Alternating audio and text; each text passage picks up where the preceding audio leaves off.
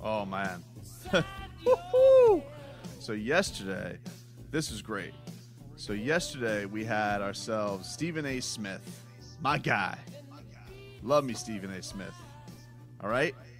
So he comes out. They have this list on Bleacher Report.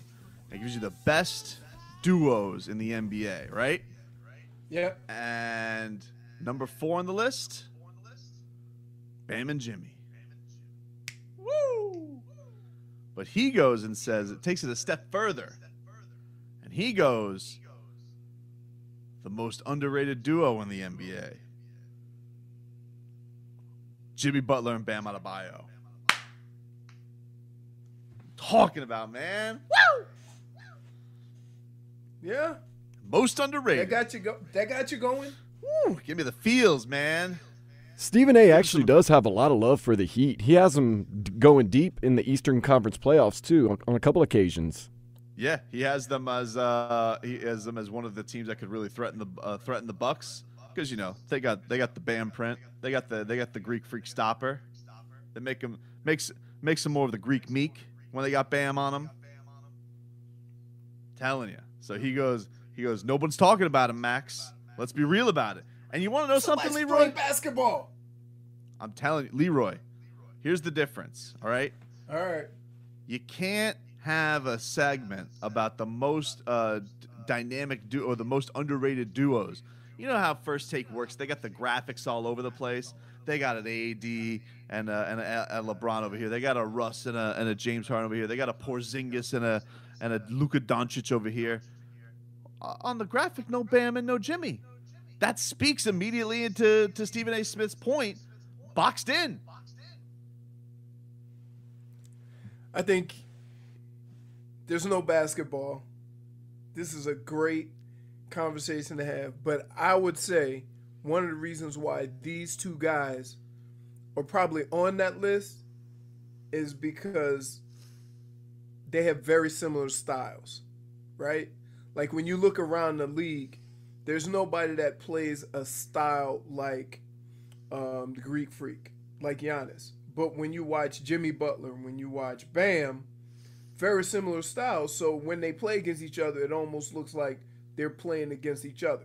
Now, they're not as good, but if there's anybody in the league that could give him or disrupt his game more than anybody else, it would be the two guys that have very similar games. So that's why the games are always pretty competitive.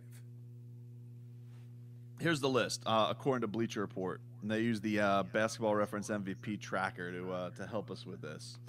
And they go, the number 1 duo right now, Giannis and Chris Middleton.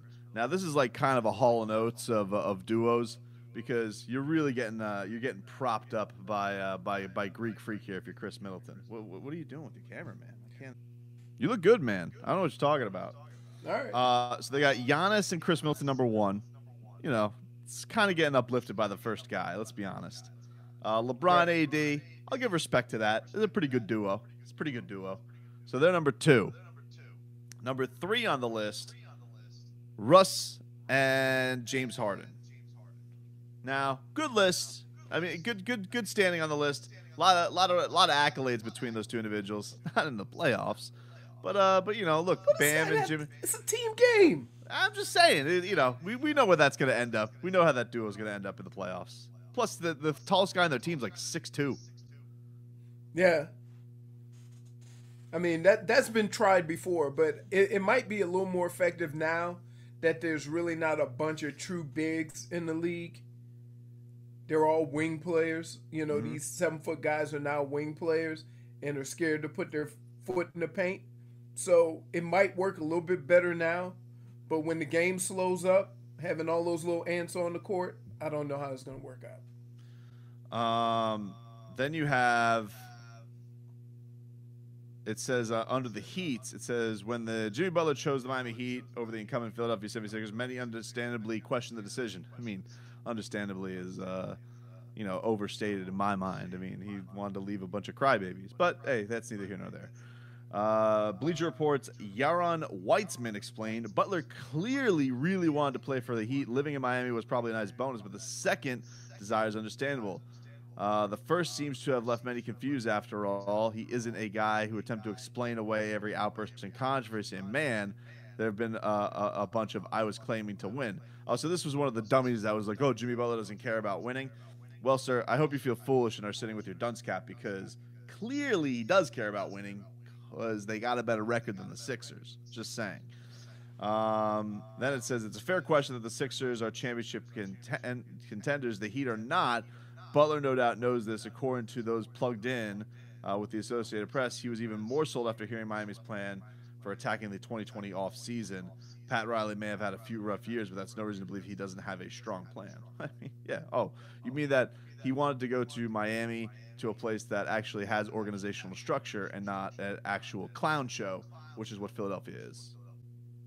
All right. Look, you love this stuff. Oh, yeah. Right? But in a way, these guys that you critique are kind of like you. What do you mean? So right now, that guy is probably pulling a Tobin and saying stuff like, we may have thought that Jimmy Butler was going there for just to play out his career, and it wasn't about winning. But we were unsure of the progress that Bam would make.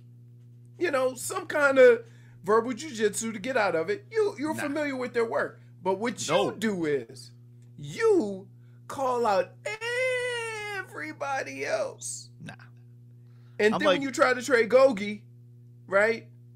And then we call you on it, you then go for Kawhi. Okay. Which is a fair trade. That's not an insult to trade somebody for Kawhi Leonard. That's his version of for Kawhi. No, I don't accept that. Yes. Anyway, shout out to Stephen A. Smith. That guy knows what he's talking about, huh? Today, most underrated duo, Bam and Jimmy. I would say, yes. But the one thing that's missing on their resume than on a lot of the other guys' resume is scoring, maybe. And I'm not saying they don't get numbers, but you know what I mean. Like between when you look at all the other duos, right? You have a guy. If you go through that list, you have a guy who's a really good shooter, and a guy who's okay, right? But they can they can accommodate each other, or you know, if one guy's off, the other guy's on. Bam on the list is kind of limited as far as his range of shooting, and Jimmy has basically built all of downtown Miami this year. Yeah, a lot of bricks. Right. So if the one thing, you know, if there's one glaring difference between these two and other people on the list, is that although they're great and they're better all-around players than most of the guys, their scoring is a little shaky. I think we got Kawhi and Paul George above them. They're definitely not more. They're not getting. They get plenty of respect. Nikola Jokic, right. Jamal Murray, I could say is maybe a duo that's maybe as underrated. Right, but they're the other way. I don't know how good if they play any defense, but they're scorers. Oh, by the way, we haven't even talked about Jamal Murray. What did he do? What did he do? Leroy. What? Let's just say Jamal Murray kept some things that he should have kept in the DMs. He blasted out to all of his Instagram. Oh. And his lady and him were having a good time during quarantine. And everybody got to see it. Everybody got to see it. Yes. What? Yup. Now he claims hack. He said he got hacked. He said he got hacked. How did he get hacked? It is his, right? It is his. And it Okay. was his. Why he putting it over the internet? I don't know, man. He had to shut down his Instagram. He had to make it look like he was hacked. Yeah, Keep it all together. Yeah, Man, but we if you're gotta get off of this. if you're filming People it, I keep mean, doing you kind of stupid know. stuff. What's that?